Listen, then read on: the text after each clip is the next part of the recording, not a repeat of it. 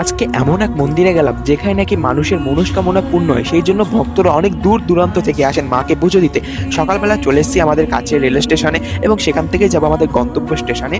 এবং আমার মুখ চোখ দেখে বুঝতেই পারছো যে আমার সকালবেলা ঠিকঠাক ঘুম হয়নি। তো তোমরা গেস করো আমরা কোন মন্দিরে যাচ্ছি পুজো দিতে। নৈহাটি দেখে কি কিছু বুঝতে পারছো? তোমরা বুঝতে পারলে অবশ্যই কমেন্টে জানিও। এবং আমরা কোথায় এসেছি পুজো দিতে সেটাও আমি বলে দিচ্ছি, নৈহাটির বড়মার কাছে। এবং এসেই যখন লাইন দিই এবং লাইনে দাঁড়াই, এতটা যে লাইন হয়ে গেছিল, মানে 1 কিলোমিটার দূর থেকে লাইন হয়ে গেছিলো। এই প্রথমবার আমি বড়মার কাছে গেছি পুজো দিতে।